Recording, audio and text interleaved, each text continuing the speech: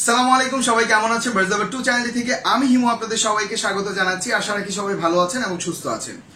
আজকে আমি আপনাদেরকে জানানোর চেষ্টা করব লাভ বার্ড পাখির অ্যাডাল্ট থেকে মানে একদম বেবি থেকে বড় হতে কত সময় লাগে, সেই পাখিটা অ্যাডাল্ট কত দিনে হয় এবং সেই পাখি ডিম দিতে কত সময় লাগে। আমি ওভারঅল প্রসেসটা নিয়ে আপনাদের সাথে আলোচনা করব। আমার আরেকটা ভিডিওতে আমি কিন্তু অনেকটাই ক্লিয়ার করেছি, তারপরেও আমি আজকে যতটুকু সম্ভব শুরু থেকে শেষ পর্যন্ত তাদের এন্ডিংটা বলবো। তা যারা এখনো আমার চ্যানেলটি সাবস্ক্রাইব করেননি এখনই সাবস্ক্রাইব করে ফেলুন এবং বেল বাটনে প্রেস করে রাখুন, পরবর্তীতে নতুন ভিডিওর নোটিফিকেশন আপনার মোবাইলে চলে যাবে। খেয়াল করে দেখেন, আমি আমার লাভ বার্ড পাখির একটা ইন্ট্রোতে বলেছিলাম যে লাভ বার্ড আসলে ভালোবাসার পাখি, এরা একসাথে থাকতে পছন্দ করে। আমার আরেকটা ভিডিওতে আমি বলেছি যে ব্রিডিং সাইকেলটা কি, কোন সময় ব্রিড করালে ভালো।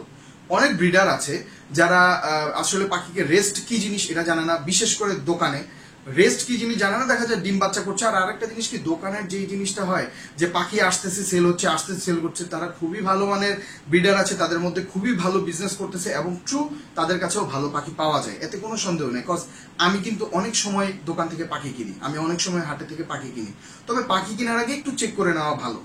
এখন মনে করেন ব্রিড করার পরে যে জিনিসটা হয়, তারা মনে করেন ডিম দিছে, হ্যাঁ ডিম দেওয়ার পরে মানে ম্যাটিং করার পরে ডিম দিছে। এই ডিমগুলো সাধারণত দেখা যায়, আমি হায়েস্ট ধরলাম 21 দিন, একদম হায়েস্ট 21 দিনের মধ্যে মোটামুটি সবগুলো ফার্টাইল হয়ে ডিম বেবিগুলো বের হয়ে আসে। যদি কোনো কারণে আপনার কোনো ডিম ফার্টাইল ফুটে বেবি বের না হয়, সেই ক্ষেত্রে আপনি দেখতে পারেন ফার্টাইল কিনা ডিমগুলো, সেটা চেক করতে পারেন। এই রিলেটেডও আমার একটা ভিডিও আছে আমার চ্যানেলে, আপনারা দেখে নিতে পারেন, আমি নিচে লিঙ্ক দিয়ে দিচ্ছি। তো এইভাবে আপনি দেখলেন যে ডিম ফুটে বাচ্চা বের হয়েছে, এই বাচ্চাগুলোর জন্য আপনাকে সফট ফুড খেতে দিতে হবে। তো সফট ফুড রিলেটেড একটা ছবি ভিডিও আছে আমার চ্যানেলে, ওইটাও দেখে নিতে পারেন। সফট ফুড দিতে হবে। সফট ফুড দেওয়ার পরে দেখা যায় এই বাচ্চাগুলো মোটামুটি 1 মাস 10 দিন সময় লাগে টোটাল প্রসেসে এগুলো বড় হতে, মানে নিজে নিজে খাওয়া শিখতে।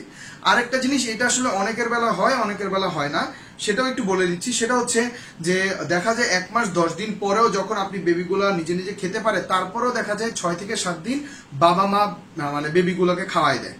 এখন এই বেবিগুলোকে আপনি আলাদা করলেন, করার পরে এই পাখিটা মাস্টার পেয়ারটা ডিম দিতে আবার সময় নেয়। দেখা যায় অনেক সময় 5 থেকে 7 দিনের মধ্যে, অনেক সময় 20 দিন, মানে হায়েস্ট 20 দিনের মধ্যে তারা আবার ডিম দেয়।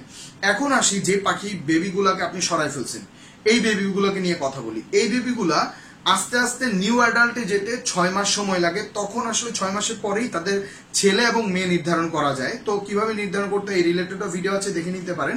তো নির্ধারণ করা যায়, নির্ধারণ করার পরে এরা সাধারণত 7 থেকে 8 মাসের মধ্যে ব্রিড করতে পারে। তবে আমি সবসময় বলি 8 থেকে 1 বছর এর মধ্যে আপনি চেষ্টা করবেন ব্রিড করাতে, তাহলে তাদের মধ্যে একটা প্রপার এনার্জি আসে, একটা নলেজ আসে, খুব ভালো রেজাল্ট পাওয়া যায়। তো আশা রাখি বুঝতে পেরেছেন যে শুরু থেকে শেষ পর্যন্ত তাদের ব্রিডিং সাইকেলটা কি, আর ব্রিডিং সাইকেল এবং কোন মাসে ব্রিড করানোটা ভালো, ঠিক আছে, ওই রিলেটেড একটা ভিডিও আছে আমার চ্যানেলে। এবং কোন মাসে ওই সময়টার মধ্যে আপনি কিভাবে ভালো রেজাল্ট 2 বার পেতে পারেন, সেই রিলেটেড একটা ভিডিও আছে, ওইটা আপনারা দেখে নিতে পারেন। আমি সবগুলো লিঙ্কে নিচে দিয়ে দিচ্ছি।